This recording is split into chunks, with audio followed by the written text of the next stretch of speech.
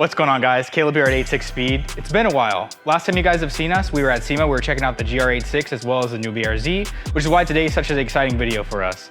Behind me is our white BRZ, just like all the other shops out there. Nothing exciting.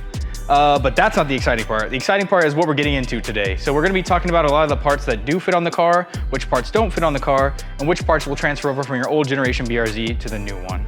We're also gonna be going over some of the cool stuff we're gonna be doing, like a premium GR86 wing on a customer's car, as well as just other few exciting things. We got a lot to go over in today's video. Let's get straight into it.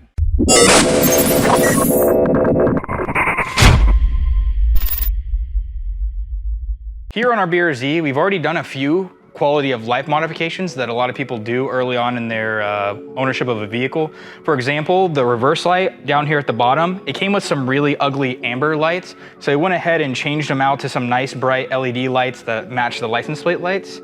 You'll also notice here on top of the trunk, we've already gone ahead and tested one of the premium GR86 wings. It does fit on this car. It matches perfectly. Definitely gives the car a much more aggressive look and kind of cleans up that rear end that people hate so much. We've definitely grown on the rear end. We like it a lot. It looks a lot better now. Not as much Honda-esque as people were saying in the beginning. So moving back over to the table, we'll take a look at some of these OEM goodies. For example, we have these Subaru JDM OEM clear side markers. This is a really nice addition to your car, especially if you're looking to change up the look of the ugly amber OEM ones. So it is going to be a clear lens. It does still have an amber light, but definitely changes the look for the better on your car. We also have these JDM front bumper LED running lights.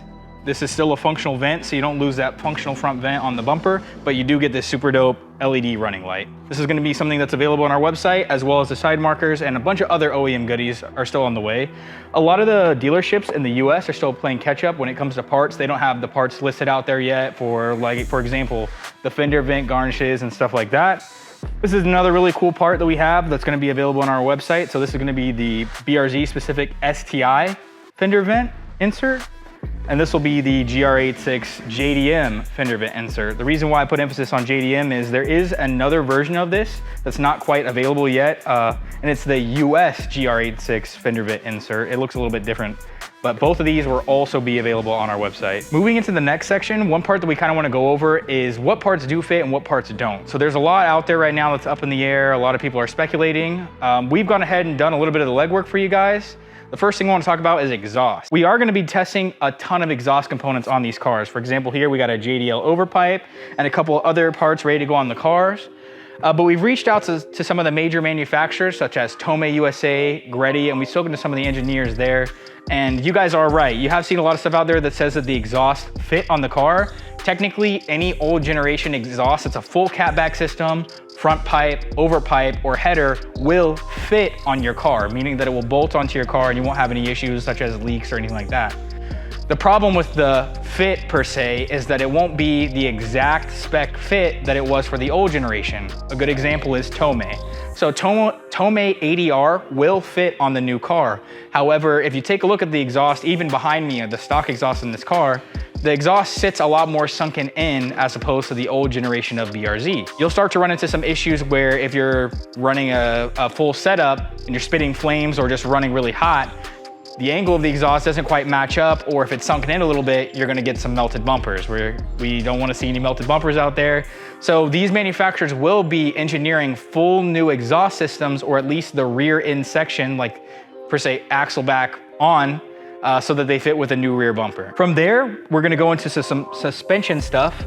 We were lucky enough to have RSR reach out to us and give us one of their prototype black I edition coilovers. This is a really, really good coil. It's adjustable. This is gonna be new generation specific. So this is a coil that is designed for the new generation.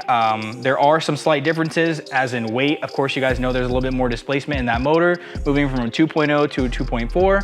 So there's gonna be some weight differences, different spring rates, and some other different suspension tweaks that do make a difference between not only this generation of car and the old generation of car, but even between the 22 BRZ and the 22 GR86. Some of those differences that you guys have surely already seen is there's different materials. The front knuckle on the BRZ is made out of a lightweight aluminum, whereas the front knuckle on the GR86 is made out of a cast iron, so it's a little bit heavier. Something notable also to notate is that the sway bar mounting points. On the BRZ, the sway bar mounts directly on the unibody of the car, whereas on the GR86, the sway bar mounts on this weird little mount on the back end of the car, not directly on the unibody like the BRZ. Some other things, Toyota and Subaru haven't directly released the spring rates on their coils yet, but it's interesting to note that the BRZ is 7% stiffer than the GR86 in the front and 11% softer in the rear. We do have seat time in both the BRZ and the 86, and I personally can say that the BRZ is definitely a little bit stiffer, so the suspension tweaks do make a difference. And the GR86 is a little bit more tail happy, which makes sense because it's stiffer in the rear but softer in the front, so it's a little bit more prone to oversteer.